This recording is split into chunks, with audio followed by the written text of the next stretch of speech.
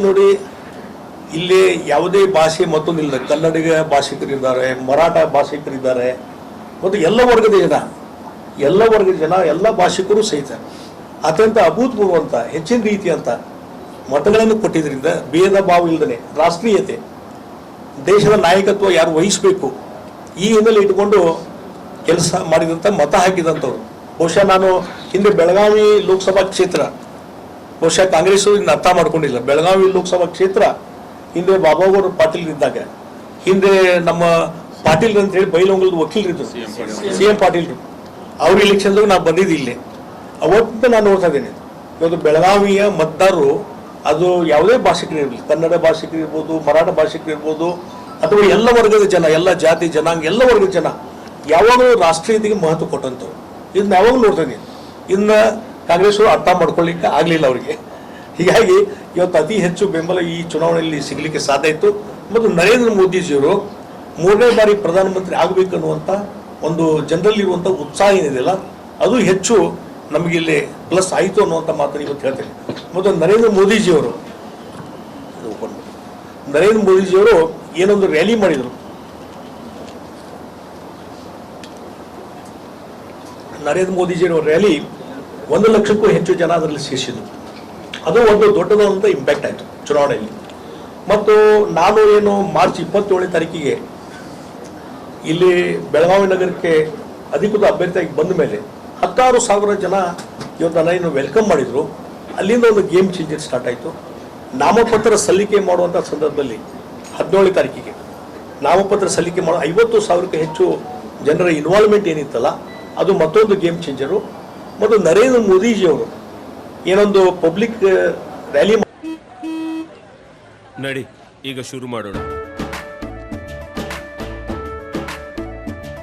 ಕೇಸರಿಯಿಂದ ಮನೋಲ್ಲಾಸ ಮನಸ್ಸು ಮತ್ತೇರಿ ಕುಣಿದಾಡಿದೆ ನೋಡು, ಮನಸ್ಸು ಮತ್ತೇರಿ ಕುಣಿದಾಡಿದೆ ನೋಡು. ಕ್ಷಣ ಕ್ಷಣವೂ ಆಚರಿಸಿ ಕೇಸರಿ ಹಬ್ಬ. ವಿಮಲ್ ಬಾಯಲ್ಲಿ ಹೇಳಿ ಕೇಸರಿ ಮಾಡಿದ್ರು, ಅಡ್ರೆಸ್ ಮಾಡಿದ್ರು. 1 ಲಕ್ಷಕ್ಕೂ ಹೆಚ್ಚು ಜನ ಸೇರಿದ್ರು. ಅದೊಂದು ದೊಡ್ಡದಾದಂಥ ಗೇಮ್ ಚೇಂಜರ್. ಇವೆಲ್ಲ ಇಂಪ್ಯಾಕ್ಟ್ ಇವತ್ತು ಈ ಚುನಾವಣಾ ಫಲಿತಾಂಶದಲ್ಲಿ ಬಂದದ್ದು. ಇವತ್ತು ಬೇರೆ ಬೇರೆ, ಮತ್ತು ಇದ್ರ ಜೊತೆಗೆ ನಾನು ಒಂದು ಹೇಳ್ತೀನಿ, ಬಹುಶಃ ಬೇರೆ ನಗರಗಳಿರುವಂಥ, ಬೇರೆ ಜಿಲ್ಲೆಯಲ್ಲಿದ್ದಂಥ ಯಾರು ನಮ್ಮ ಅಭಿಮಾನಿಗಳಿದ್ದಾರೆ, ಅವರು ಬೇರೆ ಬೇರೆ ತಮ್ಮ ಯಾರು ರಿಲೇಷನ್ ಇರ್ಬೋದು, ಫ್ರೆಂಡ್ಸ್ ಇರ್ಬೋದು, ಅವರೆಲ್ಲ ಫೋನ್ ಮಾಡಿ ಜಗದೀಶ್ ಶೆಟ್ಟರಿಗೆ ಮತ ಹಾಕ್ಬೇಕ್ರಿ, BJP ಮತ ಹಾಕಬೇಕು, ಮೋದಿಜಿಯವ್ರಿಗೆ ಹಾಕ್ಬೇಕು, ಎಲ್ಲ ಕಡೆಯಿಂದ ಒತ್ತಡ ತೊಗೊಂಬಂದಿದ್ರು, ಎಲ್ಲ ಕಡೆಯಿಂದ. ಯಾಕಂದ್ರೆ ನಾವು ಬೆಳಗಾವದಲ್ಲಿ ಮತದಾರ ಕಡೆ ಹೋದಾಗ ಅಲ್ಲಿಂದ ಫೋನ್ ಬಂದಿತ್ತು ರೀ, ಇಲ್ಲಿಂದ ಫೋನ್ ಬಂದಿತ್ತು, ನಮ್ಮ ಸಂಬಂಧಿಕ ಫೋನ್ ಮಾಡೀವಿ ಜಗದೀಶ್ ಶೆಟ್ಟರಿಗೆ ಮಾಡ್ಬೇಕಂತ ಹೇಳಿ, ಅದಕ್ಕೆ ನಾವು ಡಿಸೈಡ್ ಮಾಡೀವಿ ಅಂತ ಹೇಳಿ, ಈ ರೀತಿಯಾದಂಥ ಭಾವನೆಗಳು ಏನಿದ್ವಲ್ಲ, ಬೇರೆ ಇಡೀ ರಾಜ್ಯದ ಬೇರೆ ಬೇರೆ ನಮ್ಮ ಅಭಿಮಾನಿಗಳು ಏನಿದ್ರಲ್ಲ, ಅವರೆಲ್ಲರ ಒಂದು ಒತ್ತಡ. ಮತ್ತು ಕೆಲವರು ಪರ್ಸನಲ್ ಆಗಿ ಗುಂಪು ಕಟ್ಕೊಂಡು, ಅವರೇನು ನನಗೆ ಹೇಳಿಲ್ಲ ಬೀಳಿಲ್ಲ, ಅವರೇ ತಾವೇ ಕಾರ್ ಮಾಡಿಕೊಂಡು ಮತ್ತೊಂದು ಮಾಡಿಕೊಂಡು ತಮಗೆ ತಿಳಿದಲ್ಲಿ ಪ್ರವಾಸ ಮಾಡಿ ಅಡ್ಡಾಡಿ ಪ್ರಚಾರವನ್ನು ಮಾಡಿದ್ದು ನನಗೆಲ್ಲ ಹೆಲ್ಪ್ ಆಗಿದೆ. ಹೀಗಾಗಿ ಇವೆಲ್ಲ ಆಗಿದ್ದರಿಂದ ಇವತ್ತು ದೊಡ್ಡ ಮತಗಳಂತರಿಂದ ನಾನು ಗೆಲ್ಲಿಕ್ಕೆ ಸಾಧ್ಯ ಆಯಿತು ಅನ್ನುವಂಥ ಮಾತನ್ನು ಹೇಳ್ತೀನಿ. ಅದಕ್ಕಾಗಿ ಇವತ್ತು ನನ್ನ ಮುಂದಿನ, ಈಗ ನಾನು ದಿಲ್ಲಿಗೆ ಹೋಗಿ ಬಂದ ಮೇಲೆ ನರೇಂದ್ರ ಮೋದಿಜಿಯವರ ಪ್ರಧಾನಮಂತ್ರಿಯಾಗಿ 3ನೇ ಬಾರಿ ಪ್ರಧಾನಮಂತ್ರಿಯಾಗಿ ಅವರು ಅಧಿಕಾರ ಸ್ವೀಕಾರ ಮಾಡಿದ ಮೇಲೆ ಆ ಕಾರ್ಯಕ್ರಮಕ್ಕೂ ನಾನು ಹೋಗಿದ್ದೆ. ಭಾಳ ಅತ್ಯಂತ ಒಂದು ಸಂತೋಷದ ಕ್ಷಣ. ಅಲ್ಲಿಯೂ ಅಟೆಂಡ್ ಆಗಿ ಇವತ್ತು ದೇಶ ಅದನ್ನು ಎಲ್ಲ, ಇಡೀ ದೇಶದ ಜನ ಅದನ್ನು ನೋಡ್ತಾ ಇದೆ, ಇಡೀ ಜಗತ್ತು ನೋಡ್ತಾ ಇದೆ ಮೋದಿಜಿಯವರು 3ನೇ ಬಾರಿ ಪ್ರಧಾನಮಂತ್ರಿ ಆಗುವಂಥದ್ದು.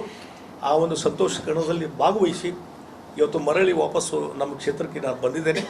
ಮುಂದಿನ ನನ್ನ ಅಜೆಂಡಾ ಅಂತಂದರೆ ಇವತ್ತು ಬೆಳಗಾವಿ ನಗರ ಇರ್ಬೋದು, ಬೆಳಗಾವಿ ಲೋಕಸಭಾ ಕ್ಷೇತ್ರ ಒಂದು ಮಾದರಿಯಾದಂಥ ಲೋಕಸಭಾ ಕ್ಷೇತ್ರ ಮಾಡಬೇಕಂತೇಳಿ ನಾನು ಚುನಾವಣೆ ಸಂದರ್ಭದಲ್ಲಿ ಏನು ಹೇಳ್ತಾ ಇದ್ದೆ, ಅದರಲ್ಲಿ ಪೂರ್ತಿ ಇನ್ವಾಲ್ವ್ ಆಗಿ ಆ ದಿಕ್ಕಿನಲ್ಲಿ ನಾನು ಹೆಚ್ಚಿನ ರೀತಿಯಂಥ ಪ್ರಯತ್ನ ಇವತ್ತಿನಿಂದ ನಾನು ಪ್ರಾರಂಭ ಮಾಡ್ತೀನಿ.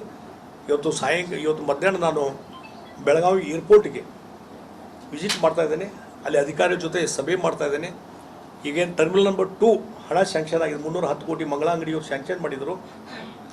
ಅದನ್ನು ಯಾವ ರೀತಿ ಪ್ರೋಗ್ರೆಸ್ ಆಗಿದೆ ಮತ್ತು ಇನ್ನೂ ಹೆಚ್ಚು ಎಲ್ಲೆಲ್ಲಿ ಫ್ಲೈಟ್ಗಳ ಸರ್ವಿಸ್ ಆಗಬೇಕು, ಇನ್ನೂ ಯಾವ ಸಿಟಿಗಳು ಆಗಬೇಕು, ಅದರ ಬಗ್ಗೆ ಆಲೋಚನೆ ಮಾಡಿಕೊಂಡು ಇವತ್ತು ನಮ್ಮ ವಿಮಾನಯಾನ ಸಚಿವರಿಗೂ ಭೇಟಿಯಾಗಿ ಅದಕ್ಕೊಂದು ಪ್ರಯತ್ನ ಮಾಡುವಂಥದ್ದು. ಬೇರೆ ಬೇರೆ ಫ್ಲೈಟ್ಸ್ ಕಂಪ್ನಿಗಳೇನದಾವಲ್ಲ ಅವರಿಗೆ ಕಾಂಟ್ಯಾಕ್ಟ್ ಮಾಡಿ ಇನ್ನೂ ಹೆಚ್ಚು ಯಾವ ಸಿಟಿಗಳಿಗೆ ಕನೆಕ್ಟ್ ಆಗಬೇಕು ಅನ್ನುವಂಥದ್ರ ಬಗ್ಗೆ ಪ್ರಯತ್ನ ನಾನು ಚಾಲೂ ಮಾಡ್ತೀನಿ. ಅದಕ್ಕೆ ಇವತ್ತೊಂದು ಇನಿಷಿಯಲ್ ಮೀಟಿಂಗ್ ತಗೋತಾ ಇದ್ದೇನೆ ಮತ್ತು ನಾಳೆ ಬೆಳಗ್ಗೆ ಡಿ ಸಿ ಕಚೇರಿಯಲ್ಲಿ ಮಧ್ಯಾಹ್ನ 12 ಗಂಟೆಗೆ ಇವತ್ತೇನು ಕೇಂದ್ರ ಪ್ರಾಯೋಜಿತ ಏನು ಯೋಜನೆಗಳಿದ್ದಾವೆ ಆ ಯೋಜನೆಗಳ ಬಗ್ಗೆ ಒಂದು ಹೆಚ್ಚಿನ ರೀತಿಯಂಥ ಮಾಹಿತಿಯನ್ನು ತೆಗೆದುಕೊಳ್ಳುವಂಥ ಕೆಲಸ ನಾಳೆ ಡಿ ಸಿ ಅವ್ರ ಕಚೇರಿಯಲ್ಲಿ ಮೀಟಿಂಗ್ ಮಾಡಿ ನಾನು ತೆಗೆದುಕೊಳ್ತಾ ಇದ್ದೇನೆ. ಇದರ ಜೊತೆಗೆ ಸುರೇಶ್ ಅಂಗಡಿಯವರು ಏನು ಹಲವಾರು ಯೋಜನೆಗಳನ್ನು ತೊಗೊಂಬಂದಿದ್ದರು ಅಪೂರ್ಣ ಆಗಿದ್ದಾವೆ, ಅದನ್ನು ಕಂಪ್ಲೀಟ್ ಮಾಡಲಿಕ್ಕೆ ಏನು ಪ್ರಯತ್ನ ಆಗಬೇಕು. ಒಂದು ಎಕ್ಸಾಂಪಲ್ ಹೇಳಬೇಕಂದ್ರೆ ಇವತ್ತು ಬೆಳಗಾವಿ ಕಿತ್ತೂರು ಧಾರವಾಡದವರೆಗೇನು ರೈಲ್ವೆ ಲೈನ್ ಹಾಕಬೇಕು, ಲ್ಯಾಂಡ್ ಎಕ್ವಿಷನ್ ಸ್ವಲ್ಪ 2 ಕಡೆ ಒಂದಿಷ್ಟು ತೊಂದರೆ ಆಗಿ ಅದು ಹೆಲ್ಡಪ್ ಆಗಿದೆ. ಅದಕ್ಕಾಗಿ ಅದು ಯಾಕೆ ಹೆಲ್ಡಪ್ ಆಗಿದೆ ಅಂತ ಅದರ ಹಿನ್ನೆಲೆ ಏನು ಇನ್ನೂ ಅಧ್ಯಯನ ಮಾಡಿಕೊಂಡು ಅದಕ್ಕೆ ಸೊಲ್ಯೂಷನ್ ಏನು ಪರಿಹಾರ ಈ ದಿಕ್ಕಿನಲ್ಲಿ ಸಹಿತ ಒಂದು ಪ್ರಯತ್ನ ಮಾಡಲಿಕ್ಕೆ ನಾಳೆನೇ ನಾನು ಡಿ ಸಿ ಅವ್ರ ಕಚೇರಿಯಲ್ಲಿ ಪ್ರಯತ್ನ ಮಾಡ್ತೀನಿ. ಮತ್ತು ಉಳಿದ ಕುಡಿಯ ನೀರಿನ ಇದರ ಬಗ್ಗೆ ಜೇನೇನು ಯೋಜನೆ ಮತ್ತು ಇನ್ನೂ ಹಲವಾರು ಕೇಂದ್ರ ಪುರಸ್ಕೃತ ಯೋಜನೆ ಇದಾವಲ್ಲ ಅದರ ಬಗ್ಗೆ ಅಧ್ಯಯನ ಮಾಡಿಕೊಂಡು ಅವನ್ನ ಅನುಷ್ಠಾನ ಮಾಡಲಿಕ್ಕೆ ಇನ್ನೂ ಹೆಚ್ಚು ಇಫೆಕ್ಟಿವ್ ಮಾಡಲಿಕ್ಕೆ ಮತ್ತು ಸ್ಮಾರ್ಟ್ ಸಿಟಿ ಯೋಜನೆ ಕೇಂದ್ರ ಸರ್ಕಾರದ ಯೋಜನೆ ಅದನ್ನು ಇವತ್ತು ಅನುಷ್ಠಾನ ಆಗುವಲ್ಲಿ ಯಾವ ಹಂತಕ್ಕೆ ಬಂದಿದೆ ಅನ್ನುವಂಥದ್ದು ಇದ್ರ ಬಗ್ಗೆ ಚಿಂತನೆ. ಮತ್ತು ಇದರ ಜೊತೆಗೆ ನಂದು ಮೊದಲಿಂದು ಅಜೆಂಡಾ ಇದೆ, ಈ ಒಂದು ಬೆಳಗಾವಿ ಡೆವಲಪ್ಮೆಂಟು ಒಂದು ವಿಷನ್ ಡಾಕ್ಯುಮೆಂಟ್ ತೆಗಿಬೇಕನ್ನುವಂಥದ್ದು ನಂದಿದೆ. ಇನ್ನು ಬರುವಂಥ ದಿವಸಗಳಲ್ಲಿ ನಾವಿಲ್ಲಿ ಚೇಂಬರ್ ಆಫ್ ಕಾಮರ್ಸ್ ಜೊತೆ ಸಮಾಲೋಚನೆ ಮಾಡ್ತೀನಿ, ಇಂಟಲೆಕ್ಚುವಲ್ ಜೊತೆ ಸಮಾಲೋಚನೆ ಮಾಡ್ತೀವಿ. ಅದರ ಜೊತೆಗೆ ಉಳಿದ ಯಾವ್ಯಾವ ಇಲ್ಲಿ ಈ ಹುಬ್ಳಿ ಈ ಒಂದು ಧಾರವಾಡ ಇದ್ರ ಬಗ್ಗೆ ಯಾವ ರೀತಿ ಹುಬ್ಳಿ ಧಾರವಾಡ ಟ್ವಿನ್ ಸಿಟಿ ಅಂತಾರೆ, ಅವಳಿ ನಗರ ನಮ್ಮ ಮೊದಲಿಂದ ಒಂದೊಂದು ಕನಸಿದೆ, ಬೆಳಗಾವಿ ಹಿಡ್ಕೊಂಡು ತ್ರಿವಳಿ ನಗರ ಅಂತ ಮಾಡಬೇಕನ್ನೋಂಥ ಕಾನ್ಸೆಪ್ಟಿಗೆ ಯಾವ ರೀತಿ ನಾವು ಅದಕ್ಕೆ ಇನ್ನೂ ಪೂರಕವಾಗಿ ಕೆಲಸ ಮಾಡ್ಬೋದು ಅನ್ನುವಂಥದ್ರ ಬಗ್ಗೆ ನಾವು ಹೆಚ್ಚಿನ ರೀತಿಯಂಥ ಒಂದು ವಿಷನ್ ಡಾಕ್ಯುಮೆಂಟ್ ತಯಾರು ಮಾಡಬೇಕನ್ನುವಂಥದ್ದು ನನ್ನ ಕಲ್ಪನೆ ಇದೆ. ಮತ್ತು ಹೆಚ್ಚು ಉದ್ಯಮಿಗಳು ಇಲ್ಲಿ ಬರಬೇಕಾಗಿದೆ. ಅದಕ್ಕಾಗಿ ಏನು ಪೂರಕವಾಗಿ ಏನು ಮಾಡ್ಬೋದು, ಒಂದು ನಾನು ಹಿಂದಿನ ಚುನಾವಣೆಯಲ್ಲಿ ಹೇಳಿದ್ದೆ, ನಾನು ಹಿಂದಿನ ಪತ್ರಿಕಾಗೋಷ್ಠಿಯಲ್ಲಿ ಹೇಳಿದ್ದೆ, ಒಂದು ಸ್ಪೆಷಲ್ ಇನ್ವೆಸ್ಟ್ಮೆಂಟ್ ರೀಸನ್ ಅಂಥೇಳಿ ಈಗಾಗಲೇ ಕಾನೂನಾಗಿದೆ. ಹಿಂದೆ ನನ್ನ ಇಂಡಸ್ಟ್ರಿಯಲ್ ಪಾಲಿಸಿಯಲ್ಲಿ ಅದನ್ನು ಇನ್ವಾಲ್ವ್ ಮಾಡಿದ್ದೆ. ಸ್ಪೆಷಲ್ ಇನ್ವೆಸ್ಟ್ಮೆಂಟ್ ರೀಸನ್ SIR ಅಂಥೇಳಿ ಗುಜರಾತಲ್ಲಿ ಆ ರೀತಿಯಾದಂಥ ಒಂದು SIR ಅನ್ನುವಂಥದ್ದು ಕಾನೂನು ತೊಗೊಂಬಂದಿದ್ದಾರೆ. ಅದರ ಮುಖಾಂತರ ಯಾವ ಏರಿಯಾದಲ್ಲಿ ಇಂಡಸ್ಟ್ರಿ ಬೆಳವಣಿಗೆ ಆಗಿಲ್ಲ ಅಲ್ಲಿ ಹೊಸ ಇಂಡಸ್ಟ್ರಿ ಬರಲಿಕ್ಕೆ ಈ ಸ್ಪೆಷಲ್ ಇನ್ವೆಸ್ಟ್ಮೆಂಟ್ ರೀಸನ್ ಅನ್ನುವಂಥ ಕಾನೂನು ಇದೆಯಲ್ಲ ಅದು ಪೂರಕವಾಗಿ ಕೆಲಸ ಮಾಡಲಿಕ್ಕೆ ಸಾಧ್ಯತೆ. ಹೀಗಾಗಿ ಅದನ್ನು ಅನುಷ್ಠಾನ ಮಾಡುವಂಥ ಕೆಲಸ ಇವತ್ತು ನಾವು ಮಾಡಬೇಕಾಗಿದೆ.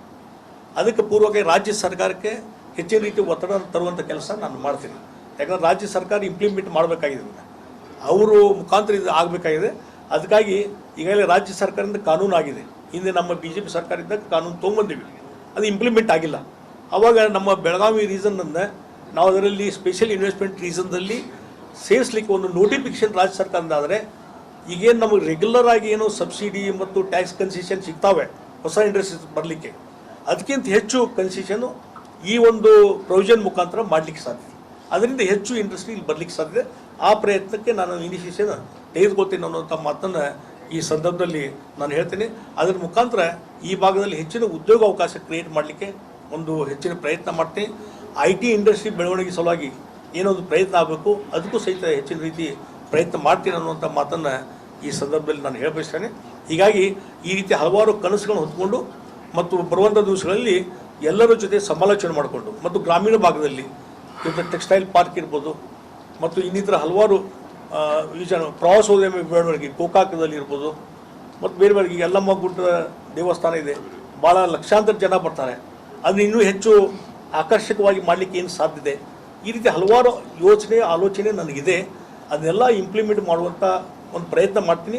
ಕೇಂದ್ರದಲ್ಲಿ ನಮ್ಮದೇ ಸರ್ಕಾರ ಇರೋದ್ರಿಂದ ಇವತ್ತು ಹೆಚ್ಚಿನ ರೀತಿ ಎಲ್ಲ ಸಚಿವರು ಸಹಿತ ನಮ್ಮ ಜೊತೆ ಒಂದು ಆತ್ಮೀಯ ಸಂಬಂಧ ಇರೋದ್ರಿಂದ ಎಲ್ಲರ ಜೊತೆ ಹೋಗಿ ನೇರವಾಗಿ ಕೈ ಹಿಡಿದು ಕೆಲಸ ಮಾಡುವಂಥದ್ದು ಇವತ್ತು ನಾನು ಮಾಡುವಂಥದ್ದು ಪ್ರಯತ್ನ ಮಾಡ್ತೀನಿ. ಅದಕ್ಕಾಗಿ ಇವತ್ತು ಬೆಳಗಾವಿಯ ಜನತೆಯ ಸಹಕಾರ ಯಾವಾಗಲೂ ಇರಲಿ ಅನ್ನುವಂಥದ್ದನ್ನು ಈ ಸಂದರ್ಭ ಹೇಳ್ತೀನಿ. ನಮ್ಮೆಲ್ಲ BJP ನಾಯಕರು, ಜಿಲ್ಲೆಯರು ಎಲ್ಲರೂ ಸಹಕಾರ ಕೊಟ್ಟಿದ್ದಾರೆ. ಮುಂದೆ ನಮ್ಮ ಶಾಸಕರು ಸಹಿತ ಎಲ್ಲರೂ ಸಹಕಾರ ಕೊಟ್ಟಿದ್ದಾರೆ. ಮುಂದಿನೂ ಸಹಿತ ಅವರ ಸಹಕಾರ ತೆಗೆದುಕೊಂಡು ಮತ್ತು ಅಷ್ಟೇ ಅಲ್ಲ, ನಮ್ಮ BJP ಶಾಸಕರು ಅಷ್ಟೇ ಅಲ್ಲ, ಇವತ್ತು ಜಿಲ್ಲೆಯ ಎಲ್ಲ ಪಾರ್ಟಿ ಶಾಸಕರು ಸಹಿತ ಎಲ್ಲರ ಸಹಕಾರ ತೆಗೆದುಕೊಂಡು